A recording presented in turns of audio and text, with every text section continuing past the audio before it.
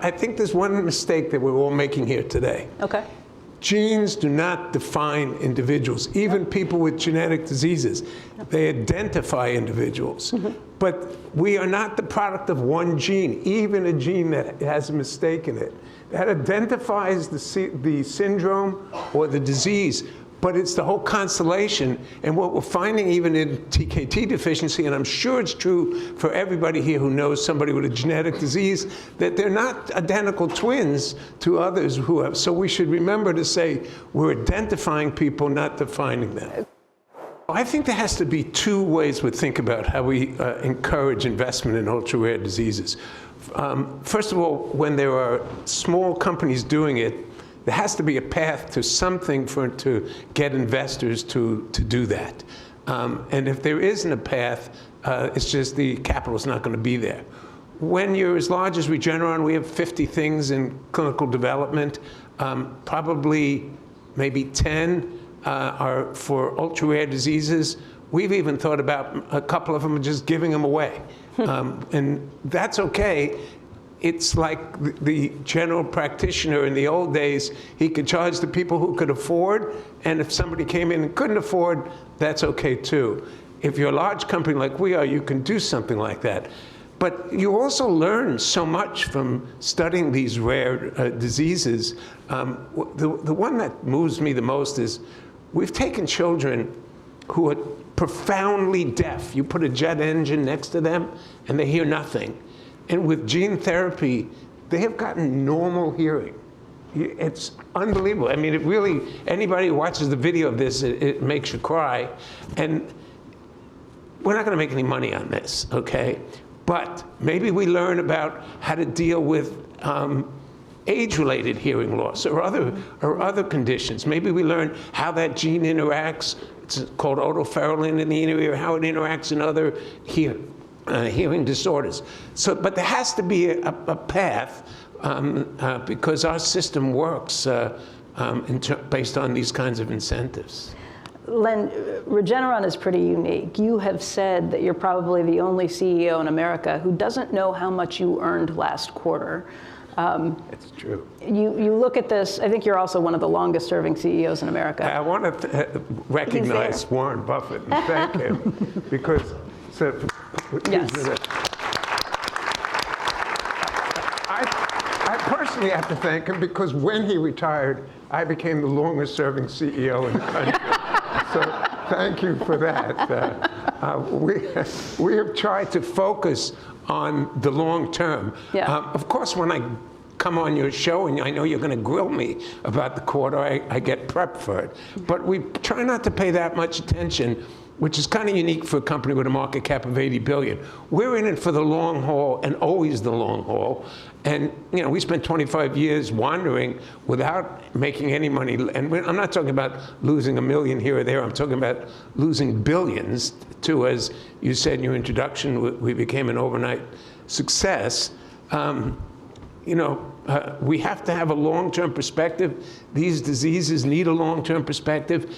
We need to accelerate the pace. The pace is coming now fast and furious. I know my wife tells me every day we got to consider what we're going to do for David with the new technology, and we do. And I think it's a tribute to you also for putting this all together. We literally try and follow the science, and if it leads us to otopharylin and 10 patients with hearing loss, that's okay. It also led us to Dupixent, which a lot of people, you know, which has a run rate of 20 billion. It also led us to Eylea, which peaked at 10 billion. And Arcalyst, which sold almost nothing, but although it's starting to pick up a little bit.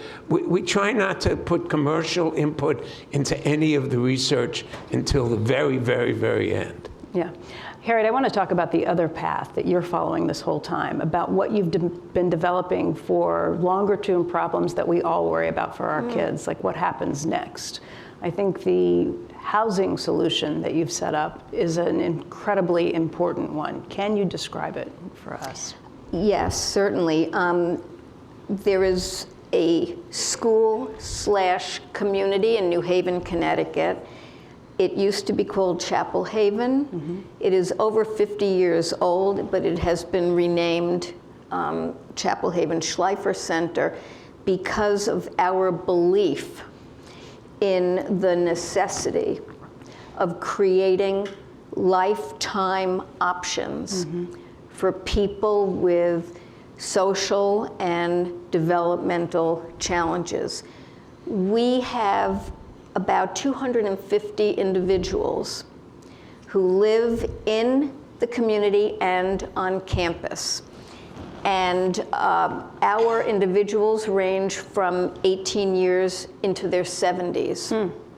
We have, and my son has been there for 20 years already. And I told him when he was in high school, now my son is 39, but he's like an 8-year-old in his ability to really understand.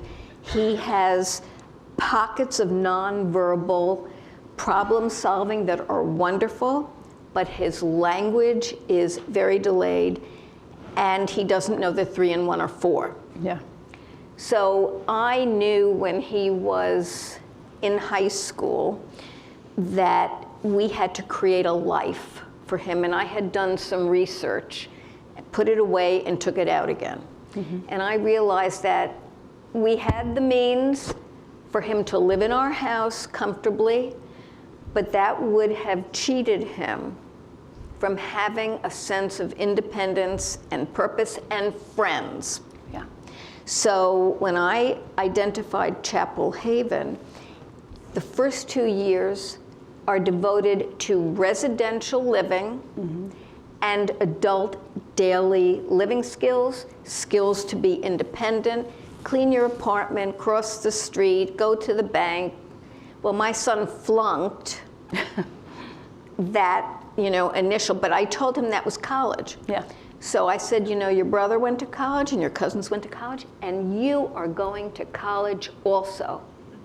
So I made it as normal an experience, and his understanding of the kids at graduation with caps and gowns, everybody's going to go to the next stage, college.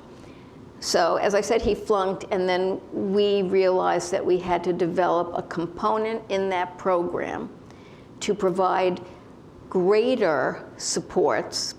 So we took on the responsibility, and what started out as 6 young individuals who didn't graduate the program, we have 42 individuals who have access to 24-hour care, but live as independently as possible. And for those in the special ed world, it's the least restrictive environment possible. And we have to do something about legislation and how they identify how services are going to be delivered to adults.